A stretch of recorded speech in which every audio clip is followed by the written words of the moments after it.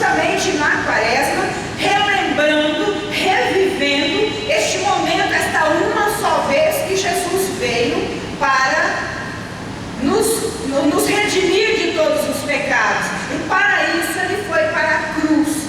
Ele morreu na cruz, ele se deu na cruz para apagar os nossos pecados. Olha que maravilha, aplauda o Senhor, porque ele não se rendeu ao pecado.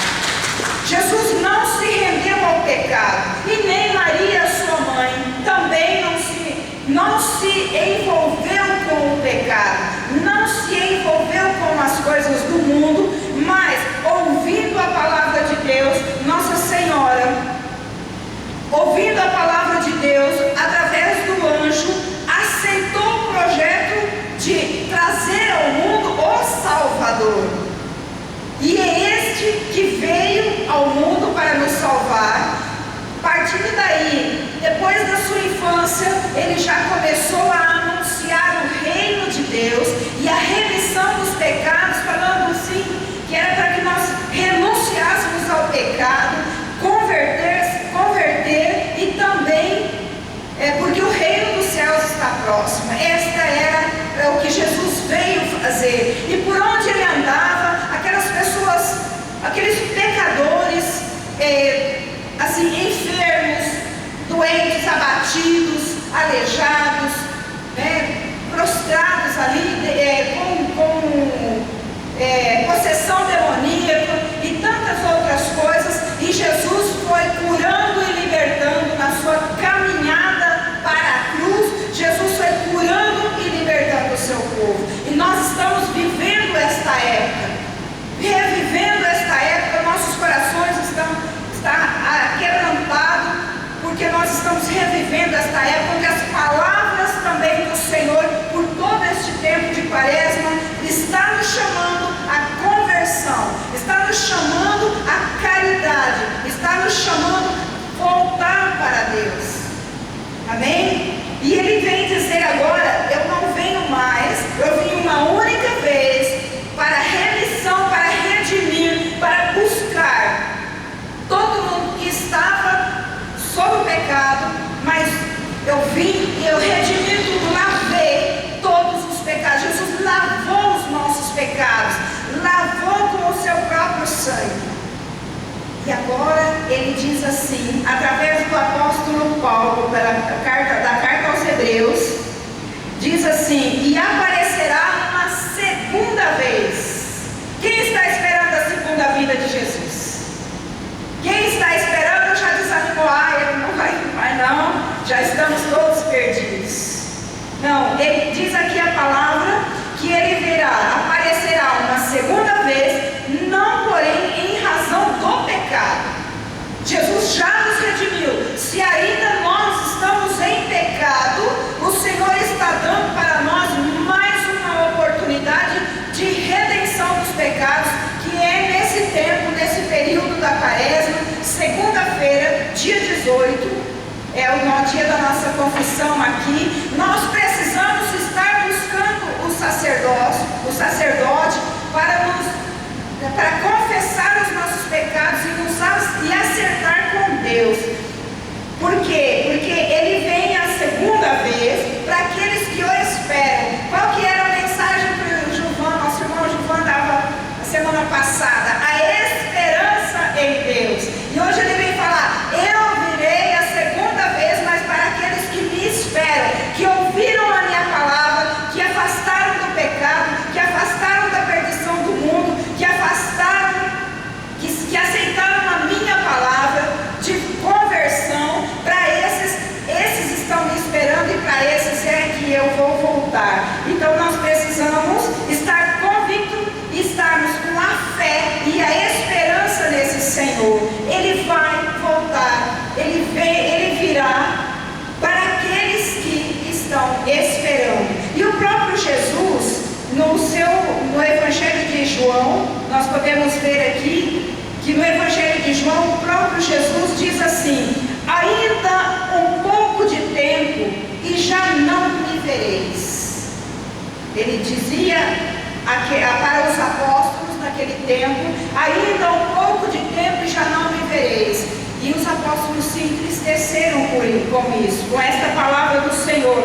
Mas aí ele diz também: depois mais um pouco de tempo e me tornareis a ver, porque eu vou para junto do Pai. Então só Jesus veio a primeira vez, nos redimiu do pecado, deixou uma carta que é a palavra de Deus, um testamento para que nós não nos perdêssemos, e aí virá esta segunda vez. E nós podemos também nos perguntar: como que eu vou chegar? Como que o Senhor vai chegar? Como que eu estarei? Aí nós podemos ver lá no Sermão da Montanha, no Evangelho de Mateus, o Senhor nos dá este direcionamento hoje. Tantas palavras o Senhor poderia usar para nos dar um direcionamento, mas hoje Ele vem com um carinho muito grande, dizendo assim para nós: bem-aventurado, no Evangelho de Mateus, versículo 5, bem-aventurados os que têm o coração pobre, ou seja, o coração humilde, o coração que não busca a vaidade, o coração que não tem maldade, o coração que não odeia o irmão, o coração que ajuda o irmão. Este sim, ele vai ver, porque deles é o reino dos céus. Então, de quem é o reino dos céus? Nós precisamos estar no dia a dia da nossa vida com este coração pobre, com este coração humilde na presença do Senhor. Também ele diz: bem-aventurados os que choram, porque serão consolados. Olha, meu irmão e minha irmã, neste encontro que nós estivemos lá com essas 30 mulheres, eu fiquei assim, eu me emocionei em alguns momentos de ver quanta dor existe no coração das mulheres que lá estavam. Parece que Jesus reuniu uma porção daqueles que Ele ama e que estava já a ponto de desistir da sua história. Então, por aquela experiência que eu vivi, eu creio que o Senhor também vem nos chamar e vem nos consolar daquelas lutas diárias que nós vivemos, das angústias que nós vivemos em nosso coração, das incertezas que nós temos, da falta de esperança no Senhor, das situações de conflito que nós vivemos no dia a dia. O Senhor vem nos chamar, vem nos dizer: bem-aventurado é você que chora, porque você será consolada. Então está nos chamando a continuar firme com Ele, porque Ele virá e Ele tirará todas as dores do nosso coração. Bem-aventurados mansos, porque possuirão a terra. Então o Senhor está nos chamando a essa mansidão. Às vezes na nossa casa nós estouramos, nós explodimos. Lembrei do Flávio, que a última pregação que o Flávio fez, ele falou: eu faço compromisso. Como é que está, Adriana? Eu faço compromisso, porque o inimigo de Deus, o adversário de Jesus, o adversário dos céus, o nosso inimigo, não quer que nós vamos para o céu, não quer que nós alcançamos o reino de Deus. Então ele pega na nossa fragilidade, e às vezes a nossa fragilidade é a irritação dentro da nossa casa, às vezes a nossa fragilidade é a irritação numa fila de mercado, é a ira, aquela explosão que nós temos, que sai assim do nada de dentro de nós. O inimigo pega essa nossa fraqueza e nos faz pecar. O Senhor está nos chamando a ser manso, mansa. Hoje o Senhor nos convida a ser manso e mansa dentro da nossa casa, dentro da igreja, no nosso trabalho, na nossa caminhada, por onde no nosso momento de lazer. Quantas vezes nós perdemos a compostura, nós nos irritamos, nós xingamos, nós brigamos e nós nos arrependemos depois. Então o Senhor está nos dando hoje e Ele quer nos curar disso. Quando o Senhor nos dá uma palavra é porque Ele quer nos curar. Ele sonda os nossos corações, Ele sonda cada um de nós o dia todo, a semana inteira, o mês inteiro, o ano inteiro. E Ele nos chama mais uma vez para que nós sejamos assim mansos e humildes de coração, porque Ele mesmo diz que tenhamos um coração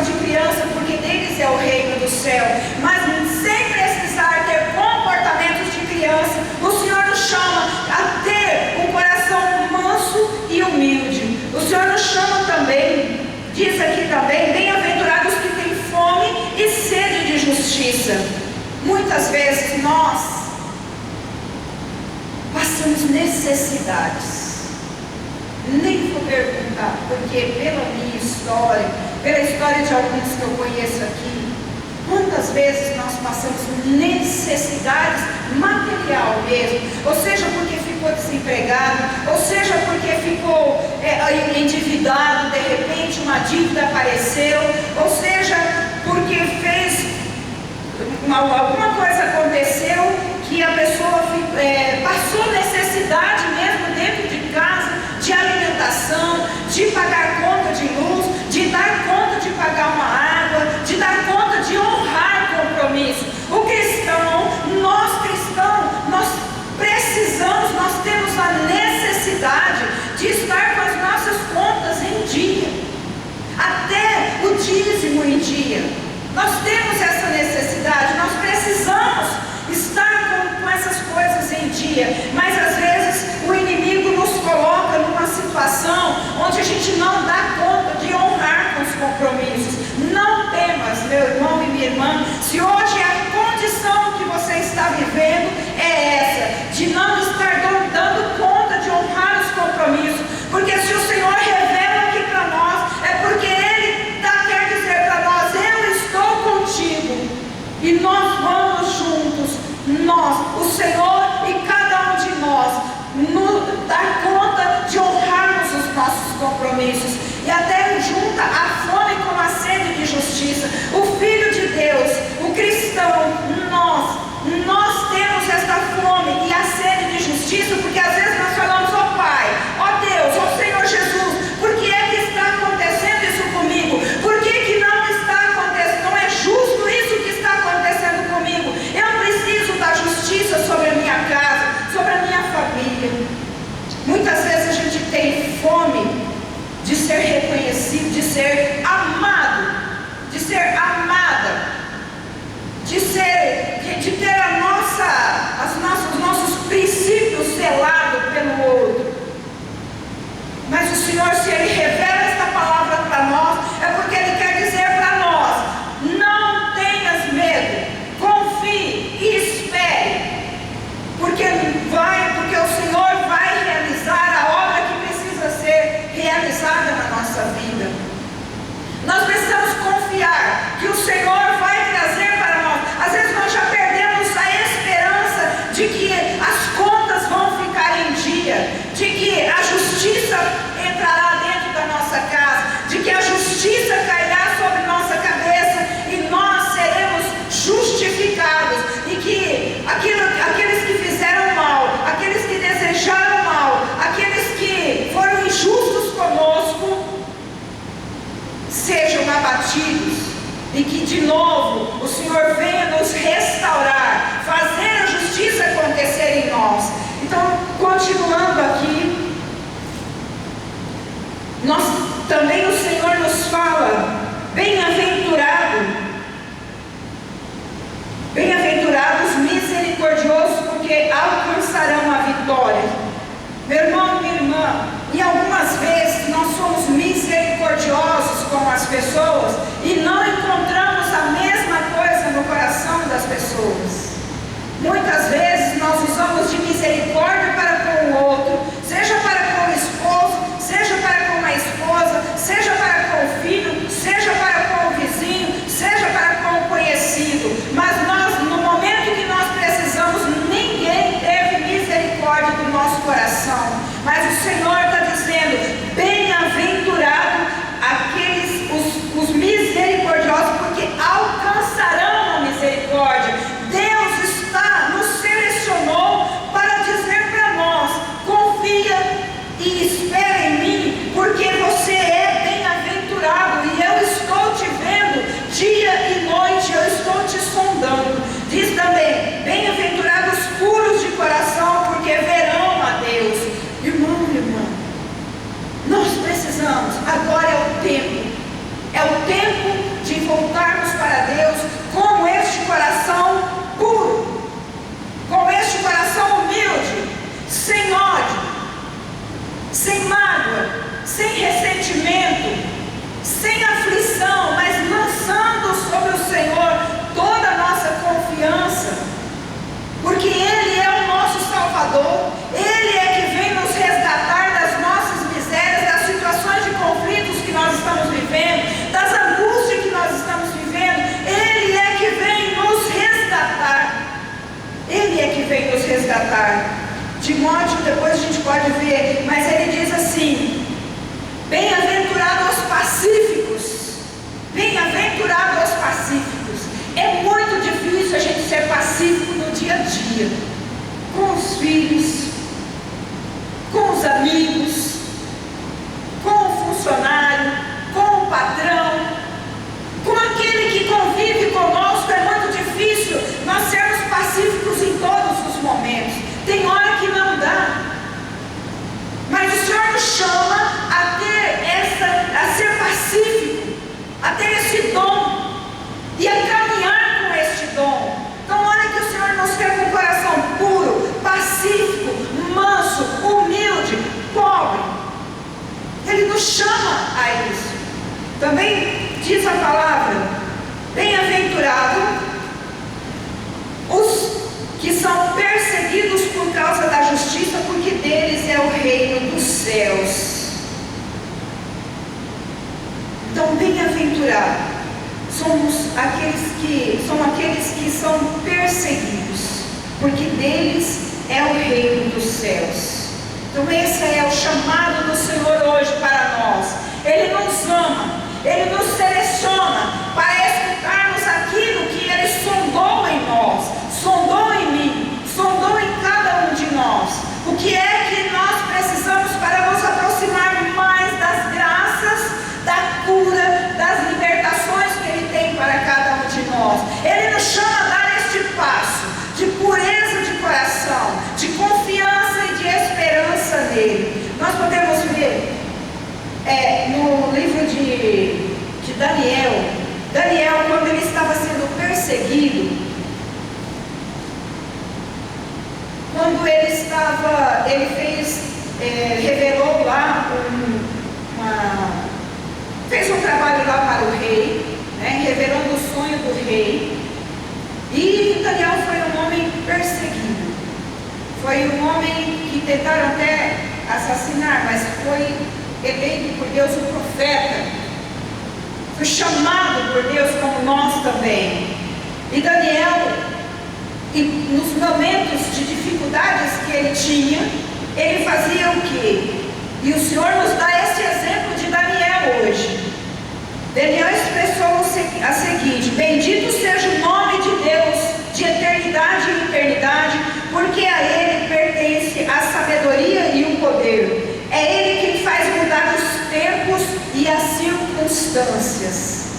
É o Senhor que faz mudar o tempo e a circunstância. Ele veio para salvar, Ele veio para redimir dos pecados e Ele virá para salvar. Agora o tempo e a circunstância, Ele também tem o poder sobre isso. Mas nós precisamos fazer a nossa parte. Nós precisamos dia a dia estar firmes na fé e na esperança e na mudança de vida e na mudança de atitude, para que Ele nos encontre. E para nós encerrarmos, eu quero dizer aqui também que às vezes algumas pessoas ou a mídia apresentam um outro Deus para nós, apresenta soluções para os nossos problemas, apresenta deuses para nós. Eu vou citar aqui, apresenta solução para os nossos problemas através de constelação, através de situações em centro de espírita. Cristão tem que buscar Jesus. Ele diz em Timóteo capítulo 2, versículo 5, ele diz: há um só Deus e há um só mediador entre Deus e os homens, Jesus Cristo, que se entregou como resgate por todos. Tal fato é atestado em seu tempo. Então só há um Deus, só há um Senhor, Jesus Cristo. Só há um mediador.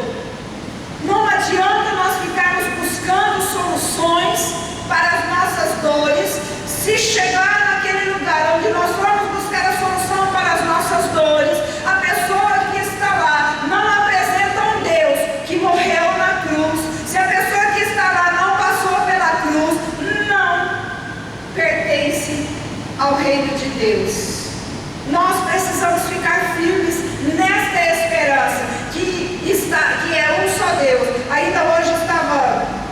conversando com umas pessoas e entrou no assunto de religião, e a pessoa falou, ela não tem assim, não é cristã. A pessoa disse assim, como que vai acontecer isso?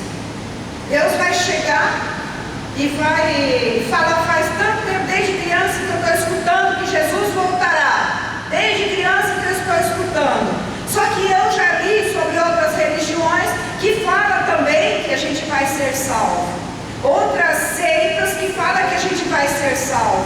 E aí eu disse, só existe um mediador. Não, mas a outra pessoa acredita que há um céu para ela também. Irmãos e irmãs, nunca permitamos que nós venhamos a pensar nisso. Que o Senhor nos livre desses pensamentos, porque Ele mesmo diz que um mediador entre o céu e o homem, entre Deus e o homem, é Jesus Cristo, que veio para redimir dos pecados, e nós vivemos agarrando em pecado, nós vivemos procurando pecado.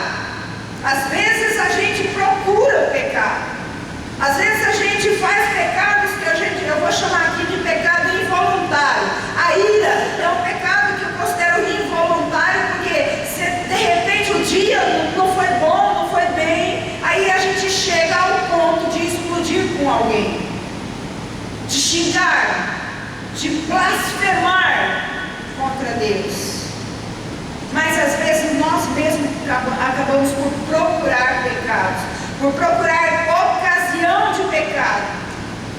Então o Senhor nos chama a esta noção, não buscai as coisas do alto e não vos engane com as coisas do mundo. Eu peço que você feche seus olhos agora, porque esta palavra, ela é uma palavra também de cura e de libertação. O Senhor quer hoje nos libertar das angústias que há em nós. Todos os dias que viemos à casa do Senhor, nós somos convidados por Ele, atraídos por Ele. E nesta oportunidade que o Senhor nos atrai, é porque Ele nos conhece, Ele sabe das nossas dificuldades, das nossas fragilidades, Ele sonda os nossos corações. E o Senhor, dia a dia, procura nos curar e nos libertar. Então, que nós possamos colocar na presença do Senhor aquilo que está nos angustiando, a desesperança, aquilo que está atormentando o nosso pensamento, aquilo que está atormentando o nosso coração, que está impedindo que a gente tenha um sono bom, que está nos impedindo de sorrir durante o dia, que está nos impedindo da alegria fluir em nosso coração. Hoje o Senhor nos convida à alegria de saber, de compreender e de crer que Ele virá para buscar aqueles que o esperam.